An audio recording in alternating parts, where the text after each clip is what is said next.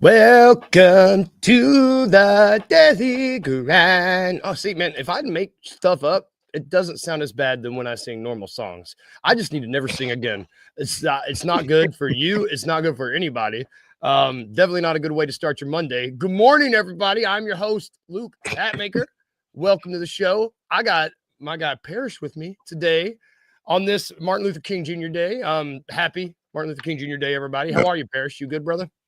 I'm good, man. I'm sure he didn't have that. I'm sure he didn't have a dream about. Yes. Yes. I'm glad you got it. See, Rusty's not here, so I need somebody to make the puns. I'm glad you did it. It should be a good day. I mean, this is a historic. I mean, it's a historic day in the city of Memphis. It's for this team, they always I don't have the numbers in front of me, but they play for the 23rd year. There it is. It's the 23rd year that the Grizzlies have. Yeah, 23rd. They, it's a big deal for the city. And today's no different. They will be hosting the Minnesota Timberwolves in a game this afternoon. And it is when is tip off? You're going to be in the building, 1:30. Well, tip off's not actually at the game at the time. Yeah. Probably 1:40. 10, 15 minutes. You'll turn in at 1:30 and there'll be that little clock ticking where you're like, all right, crap. But the big thing about this game, and I think it's the game that if you were on Twitter this weekend as a Grizzlies fan, you know that Gigi Jackson's coming back tonight. Yep. He was called up and he had two really good games to hustle. And I'm ecstatic. That's what I'm the most looking forward to tonight. I mean, is that top of your list as well? Yeah, definitely. Even last week, I know a lot of fans took offense to him going down to G League. I was the opposite reaction. I was just like, hey, I'm gonna actually watch the hustle now. I'm watching him for the first time this season because I want to see him, right? And I watched. Yes. I didn't watch him. I guess he played not yesterday, but on Saturday's game. Yes. NFL playoffs on at that time, so I didn't know they even had the game. But same. The first two games, the Grizzlies played simultaneously at the same time. The hustle played the first time, so I watched both. I was actually paying a little more attention to the hustle game, and then the next night. It was just them. It was just the hustle, no Grizzlies. And then, Gigi dropped the bomb, said it was his decision to go down there. So that was pretty funny. It was so funny because everybody and their mom was like, "Oh yeah, he's coming back." I mean, they're like, "Oh, he's coming back Wednesday or Friday. He's gonna be back." And then everybody was like, "Oh, come on, man!" But a Wednesday night game against the Spurs versus a Martin Luther King Jr. Day against the Timberwolves. One of those is going to hold a little bit more weight. Yeah. Do you how do you see him? Do they see that? I mean, it's Taylor Jenkins. Of course, they're probably going to slow roll him into the minutes restrictions tonight. Yeah. How long of an adjustment time do you expect out of Gigi? I mean, he appears to have been locked in from what we've seen this offseason, what we've seen so far. He's saying and doing all the right things. I don't know. He is his potential. He is what I'm. The biggest question mark, but in a good way for this team right now, Right. I think his adjustment kind of depend on. We got another questionable tag for Ja Morant. I think one thing we want to see is Gigi and Ja Morant play for the first time. They haven't played together in the game. Yep, they haven't played together. I think Ja Morant playing with him would definitely help him ease a little bit more. I expect this because he did play G League games. He played 3 especially. I mean, he's still going to have to work his way to shape. But I think he's playing those 3 games is going to help him adjust to at least the conditioning aspect of it pretty relatively quicker than it would have if he just went ahead and played with the Grizzlies first. No question about it. There's a big difference from 3 games playing with the hustle than just being like, okay, cool, I'm going to go from questionable tonight. Yeah, it's a big difference. And we know what TJ does. We know that he's his minutes restriction, but I'm with you. I do think he's going to play more because he just seems like he's not doing it cold turkey, not like coming back into it cold turkey. He's warmed up and he wanted to warm up to make sure that he was ready for this.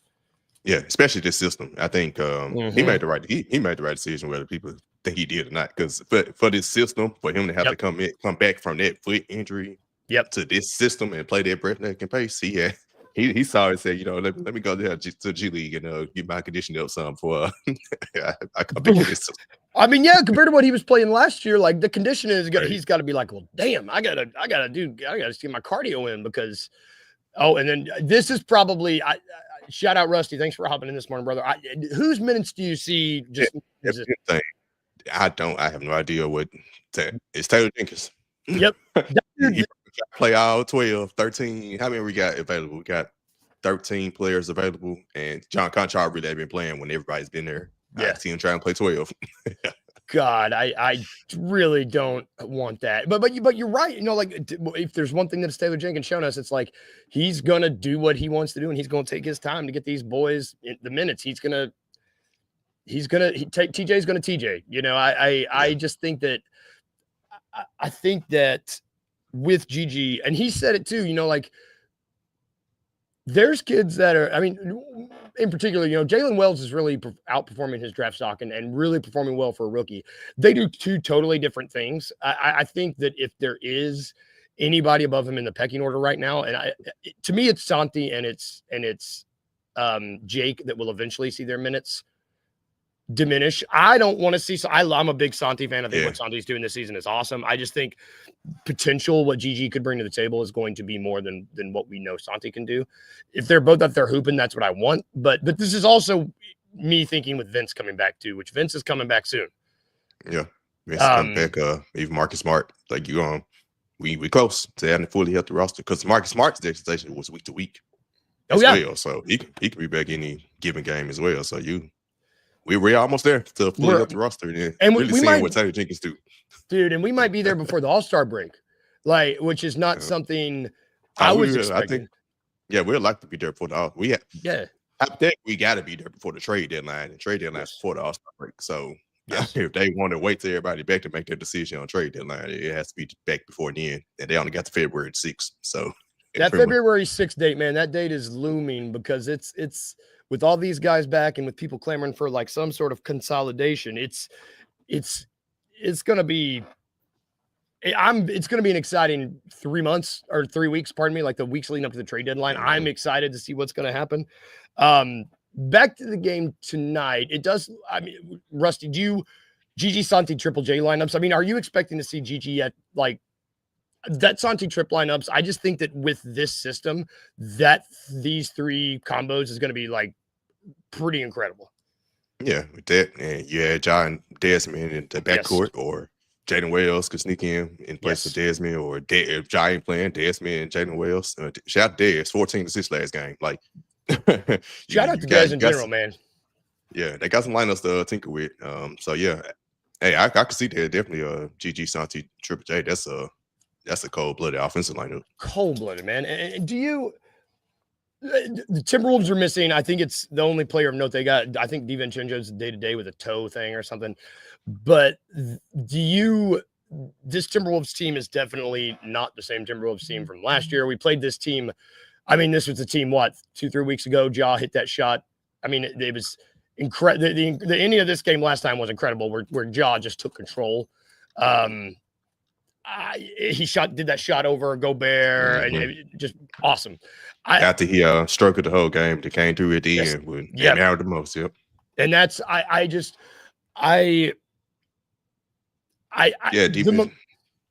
back to their injuries, DiVincenzo is out and Rudy Gobert is questionable. Rudy Gobert, I mean, ankle. Shoot.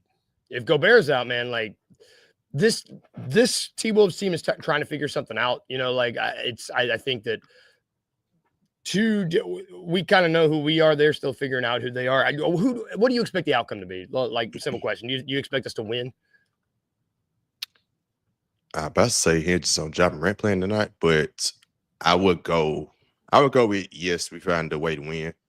4-game homestand, coming after 2 good road victories against the Spurs. Think the Grizzlies take care of business in this homestand in general. And it starts tonight. Well, it's today, not tonight, but it starts this afternoon against the Timberwolves. That afternoon start time, man, that is something that, I mean, like, the Grizzlies don't necessarily play a lot of 1:30 games. You know, do you, I mean, you're going to be there. Do you expect that to be a factor at all? I mean, I don't. I mean, it's annual the annual thing. So. And the only players who are new to this are Jaden Wells, the rookies, Jaden Wells, Zach Edey, J Huff in that case, the newcomers. I think Scottie Pippen Jr. came after the MLK that game last year. Yep. Even Gigi played. He had 25 points in MLK last year, so he got experience in it. So I think you only have a couple players. And Jack LaRavie, his 2 years with the Grizzlies, I don't think he played on MLK Day. So you got some. That's it. Most of these guys played on it. Yeah, most of these guys know what to expect today, and I'm with you. I think that this 4-game home stretch is and it's against what it's against the T-Wolves. We got Charlotte. It's against teams that we should beat.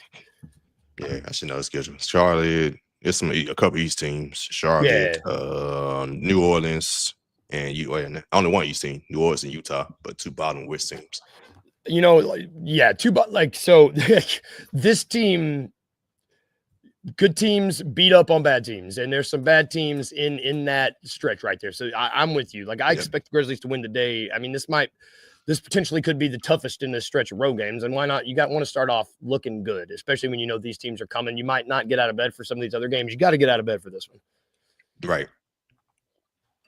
So, like you said, can't get might not get out of bed for the other ones. They need to, though. I mean, you still can slip up. You still can slip up, man. And when LaMelo Ball ain't no slouch. If he playing, you mean East vote All-Star vote getting guard leader LaMelo Ball? Yep. But you're right. He's no slouch. Like Grizzlies go in there and they mess around, they could lose that game. And if that's like, they need to win today. Today's going to be on TNT. Yeah. National TV. Minnesota's 5-5 in their last 10. Like Grizzlies get so frustrated. Grizzlies fans get frustrated about how there's not enough like spotlight shown on this team, not enough people talking about them. National media, like you got to win games that are on national TV like today, and you got to show up. And so I think they're going to win. I'm fingers crossed putting that out there. Hope you're going to be in the building. That's going to be awesome. I hope you have a good game. Like I hope. Yeah, man, it's gonna be good either way. This is my first time experiencing the whole MLK. I've been to MLK Day game as a fan with tickets, but as media, I haven't attended like the symposium. They got Mark Steinmeier and Sherry Miller this year. I haven't like attended that, and I'm gonna be there like as a media. It'll be pretty cool to actually because last year it snowed. Yeah. So I didn't make that drive. You're like, screw that. So yeah, this year I could actually make it in freezing temps, but I'm gonna be there. Dude, hell yeah. Man, that's gonna be awesome. I'm excited for you. We were mentioning the February 6th deadline earlier. That's gonna be an important date moving up. I think it's gonna be one of the busiest trade deadlines that we've seen lately. It just seems like there might be a lot of there's a lot of teams that seem that they might be one piece away from actually contending, and a lot of teams that feel like they might need to make a move to compete with like, I hate Oklahoma City, but say Oklahoma City, like maybe they're one move away. We've talked a lot about guys, whether it be a Cam Johnson, whether it be Jimmy Butler on this pod. The big name that came out over the weekend, that was announced over the weekend. We're in the doldrums of trade season when we're talking about Daniel Gafford as a big name on the NBA trade market. But Dallas announced that they are willing to, they're offering him up in trade talks. Let me see if I think I got the actual quote. I don't know if I had the actual quote here, but like they are putting him on the table and offering him up, which is for a wing defender. Yes. And they know what they need, I guess. But I mean, they got Gafford last year at the trade deadline. Like he was their big move, PJ Washington last year at the trade deadline. I thought it was a little weird they'd be willing to move off of him. I saw Grizzlies Twitter going crazy over like, yes, get him in here yesterday. We need him. Get him in here. We need like. Oh, wow. I was watching the NFL this weekend. So dude, that's last segment's going to be about NFL, buddy, because I lost money. Yep. I was just, people were like, oh yeah, man, get Gafford over here. And a lot of people on Grizzlies Twitter were excited to get this man in here. Which is cool, I guess. But my question for you is, so I'm glad you were here to talk to me this today, because that was my reaction. Would you make that trade talking about Daniel Gafford? And the thing with Gafford is, I mean, he's not,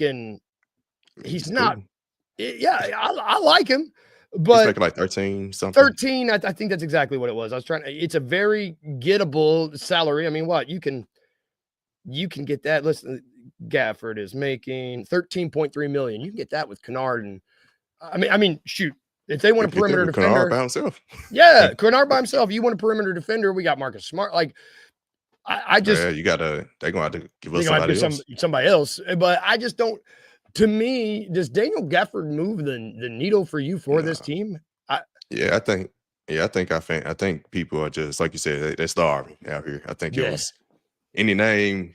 It's like it's funny because our team is good, right? Because we just haven't seen everybody collectively healthy, but we still out here starving for trades. And to hear like, Daniel Gafford is to be moved, everybody, it's like, dang, y'all, they're starving just to see a trade happen because I thought we was looking for a move to put us up the top.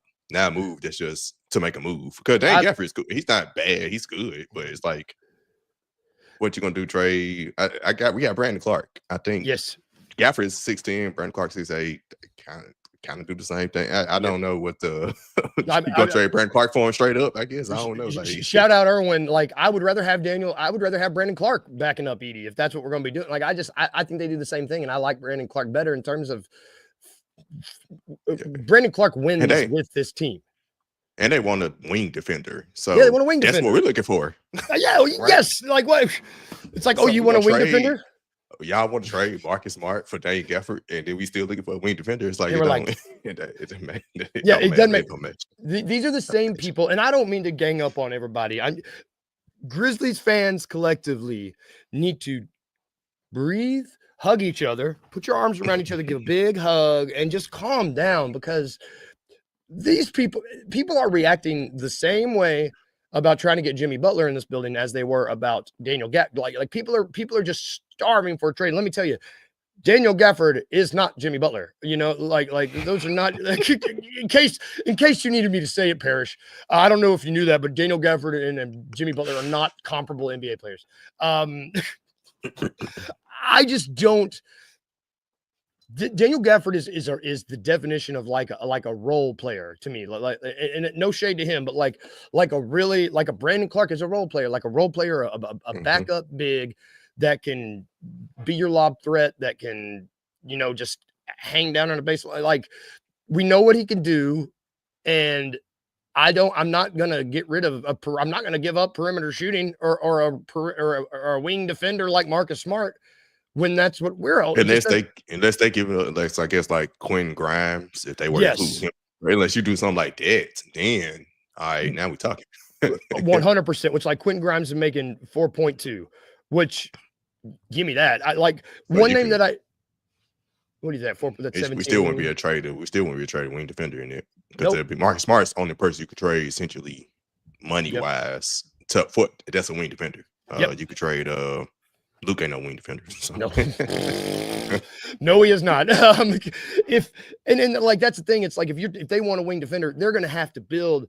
You're going to need to do Quentin Grimes, Daniel Gafford, and you got to throw someone like Oliver Maxine's Prosper in there. Like you get to build the 20 million Marcus is making. You're going to need a 3-for-1, and the last thing we need is to get 3 more dudes in this rotation for TJ to tinker with. Well, we ain't got enough roster space to even do that. So. Exactly. I just like the Mavs just won't work with the trade. No, it will not. Wayno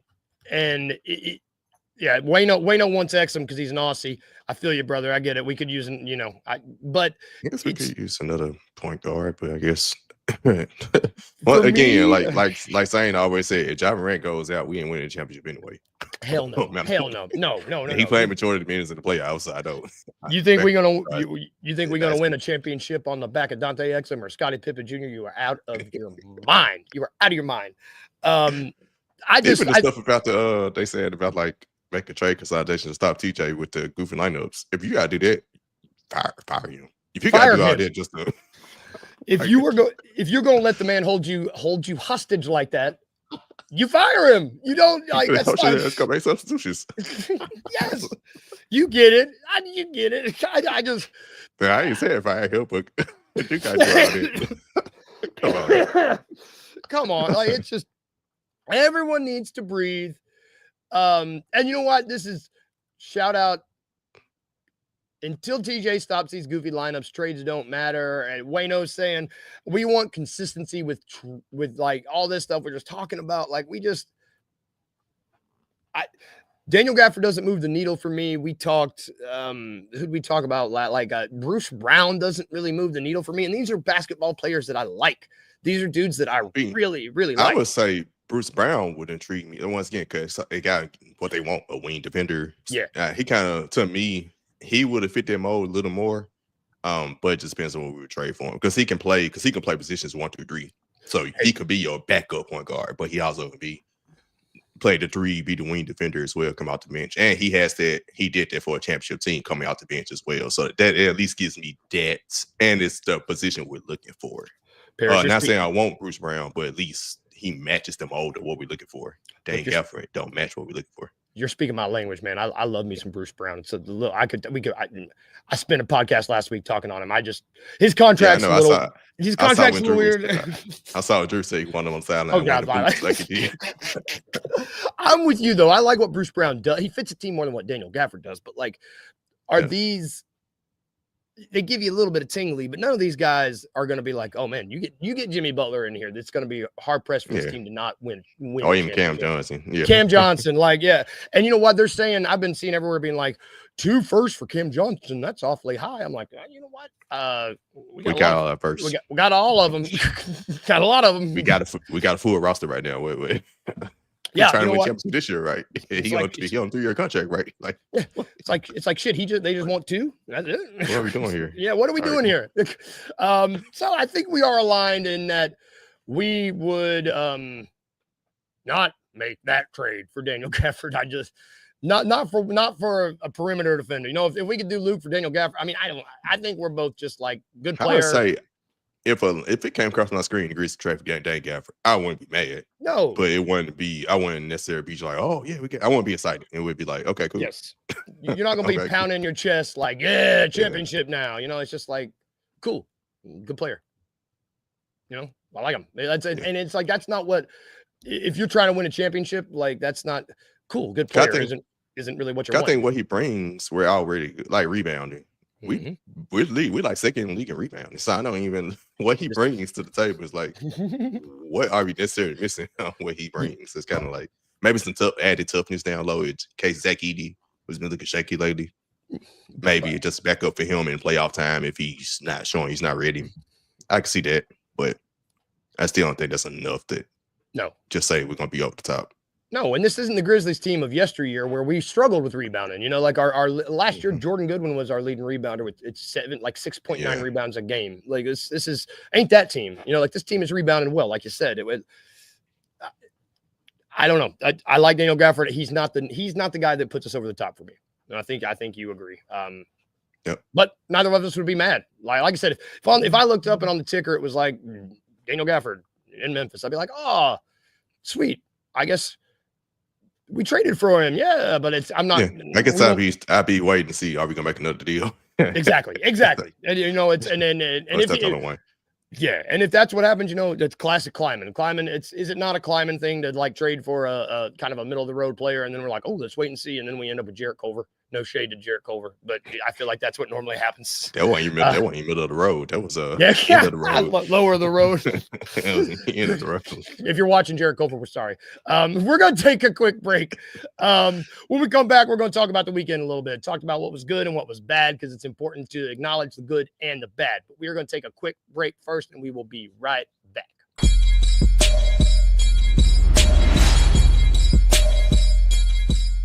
Another thing about Houston, I'm starting not to like them. It's becoming a pretty good. It's becoming a nice rivalry. If there was a hill, right? I'm kind of at the turn on the hill of not liking Dylan Brooks, and frankly, Steven Adams has gotten there rather quickly himself. That's what happens. It is in no way the person that you're not. Love them both. But it is. But I just don't like you because you're on that team and what you're doing. I want to beat you. Stop beating us. Yes. Steven Adams last Thursday. So when they came to FedEx Forum last Thursday, we were eating down in the eating area, and Steven Adams came walking in, and all you hear is, "Hey, fellas!" And we all turn around, and the dude just flipped us the double bird. Tune in to the Night Court Podcast with your hosts, Rob Fisher and Brevin Knight, on the Bluff City Media YouTube channel.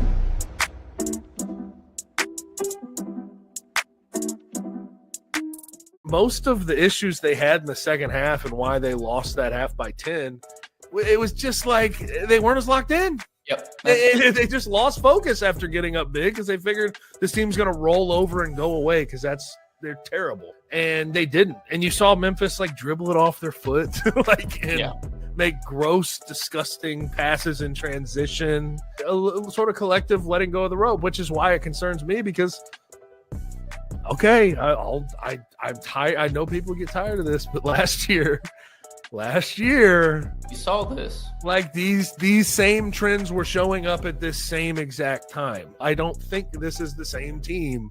But it would be dumb for me to not mention that the trends that ultimately came back to bite that team last year have shown up in the last two conference games. So just want to point that out. Tune in to On the Bluff with Christian Fowler and Gabe Kuhn every Tuesday at 12 p.m. on the Bluff City Media YouTube channel.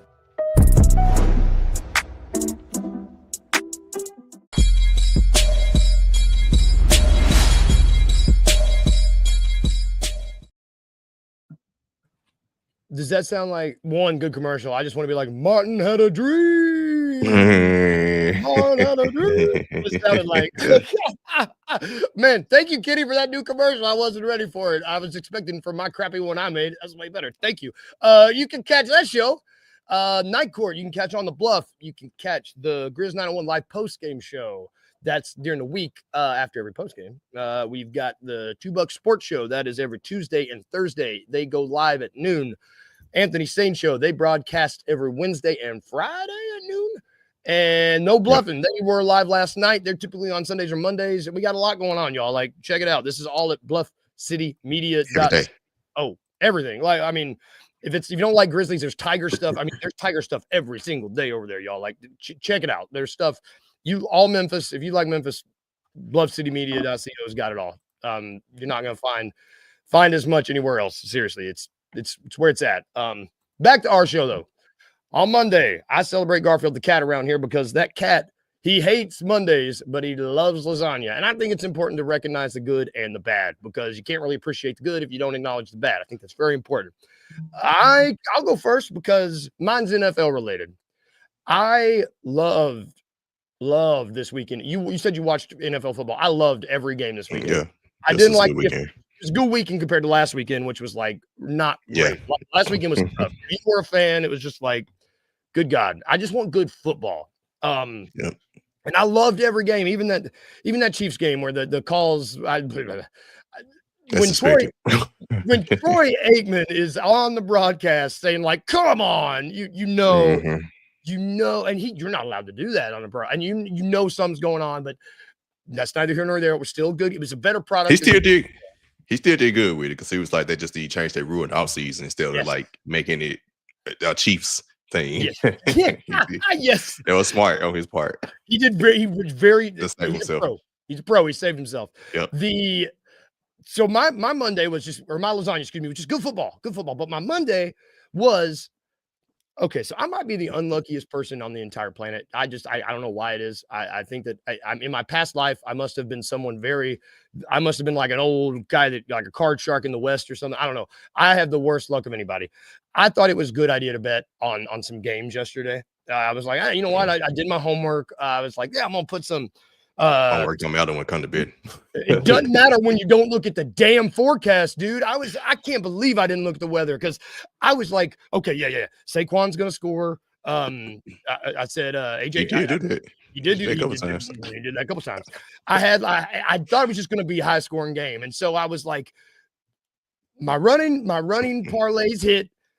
But man, there was nobody catching a ball in that snow. I did the Eagles Rams game is what I bet on. I felt good on the Eagles. I found a lot of stuff. I liked Saquon, and I found a good parlay. And then as soon as it started snowing, I looked at Kyla, my partner, and I said, "Baby, I did not look at the weather, and it's a freaking blizzard, and this parlay is all based on throwing the damn ball." And I ended up losing money, and it was a bummer. And then I had to watch. If you did it. If you did that for the tight end, it was a good weekend for tight ends. So if you did the tight ends, you would have been good. Dude, well, if your tight end's not named Mark Andrews, dude, good God. Like, except him. Yeah, except everybody else. Travis Kelce, what, 100 plus Baltimore's other tight end, Isaiah Likely. Likely. Like, talk about a weekend. If you were tight end, you either had a great weekend and you made people have a great weekend earning the money, or you had a bad weekend. And I mean, is Andrew's career going to be defined by, I mean, maybe not defined by that, but like, I was of the impression that I love Josh Allen. I thought Baltimore had the better team. Yeah. And you could tell they blew it. They literally lost the game yesterday. They blew it. They did that good. And it wasn't Lamar's fault. I mean, like, not his fault. It wasn't in the end, but in the first half, he did turnovers that put him down. So either way, he did play a part, but he did what he's supposed to do as a superstar quarterback. He brought them back, had the game essentially tied in touchdown, put them in position, and 2-point conversion. And man, the rest is history. The rest is history. And so, well, I mean, that was my weekend. I had a good weekend watching football. I had a bad weekend watching football, and now I'm excited for this weekend. You know, good Chiefs Bills should be awesome. And the Eagles Commanders, man, Commanders. Oh yeah, I'm ready for them. I'm ready to go. Is that who you're rooting for now? Is that who you were on at the beginning of the playoffs? Really, I don't care. I don't really care who. I'm football. That's me.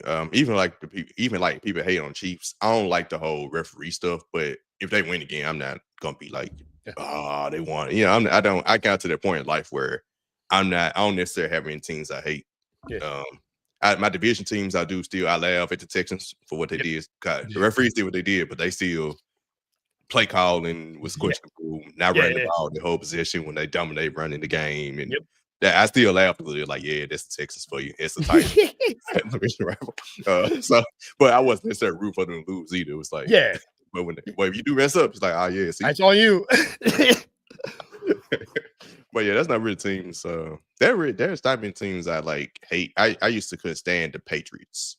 Back coming up, and as I remember, even the Chiefs, I started to feel that way. Then last year, I was like, bro, start appreciating greatness. I'm tired of battling, hating on these teams. It's great and just I know, and sometimes it's hard because the referees, the Patriots, for instance, it was the Tuck Rule game, the Flake Gate, and it's it was hard to cheer for him. And the Chiefs, it was hard because of Pat Mahomes stopping out of bounds and trying to get pushed on purpose to draw a flag, and him getting the flag. You know, that does get annoying. But it's hard to root against Andy Reid.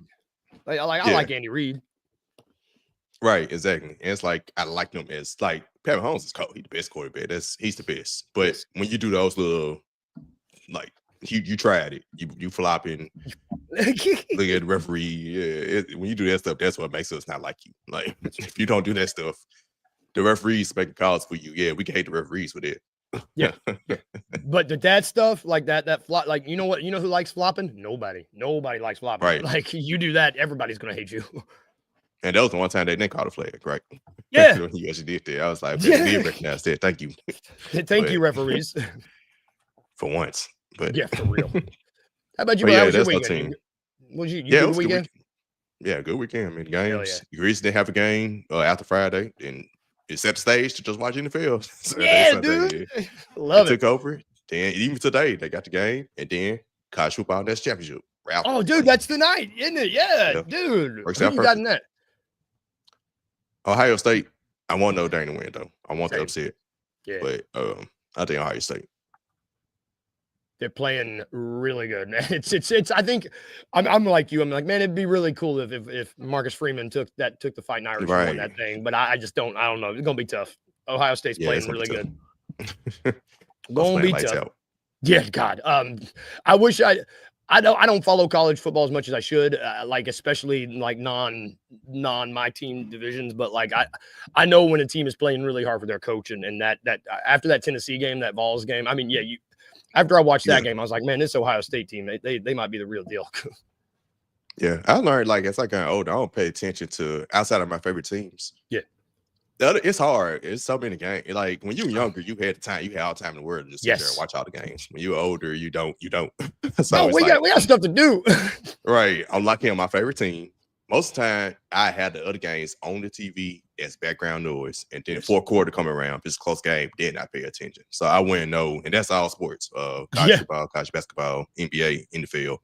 NBA, outside the teams the Grizzlies have played, I really haven't watched another game outside of their games until the other night. The Houston-Sacramento game was really good last week. It was good. But, I would just say the only other team I've watched is the Hawks, and that's because it's on the Southeast channel when the Grizzlies aren't playing, and I don't enjoy that. I don't enjoy watching Hawks game. I'm like you, man. Keep that muted. But even last week, I watched it when it got to the fourth quarter, the Houston-Sacramento. So once again, I'm not watching really. It's background noise. It gets to the fourth quarter. Oh, it's a close game. Okay, let me lock in. I'm gonna lock in for some good hoops. Hopefully, that's when it gets. That's when the rubber hits the road and it becomes the best game. Ideally, is the fourth quarter, and that's when you watch it. Yeah. I get you. I feel you. Well, brother, I'll let you go. We're gonna get out of here, y'all. Thank you for watching the show today, y'all. Dude, you have fun today. I'm excited. I'm gonna be watching. I got to go to work, which sucks, but I'm gonna have the game. I'm gonna be having the game on. I gotta go to work. I'm not right. Working. Not really working. I ain't doing shit today, Parma. If you're watching work, I'm sorry. I was God, that's gonna do it today. We will be back tomorrow. Everybody have a good day. Go Grizzlies. Stay warm. It's cold, single-digit temperatures. Yeah. Take care of yourselves, y'all. We'll be back tomorrow. Drip them faucets. Drip them faucets. Wrap them. I know you got to do the thing with the towel. Just keep pipes bursting's the worst thing in the world. Don't want that to happen. Yeah. You know. Your face. You look like you hate that. I win. I never experienced it, but I win. Nope. I don't want to know. You're like, I'm out. Drip your faucets, y'all. We'll be back tomorrow. Remember these two things other than drip your faucets. Remember to be a little weird today and remember to smile. We'll see y'all tomorrow. Have a good day.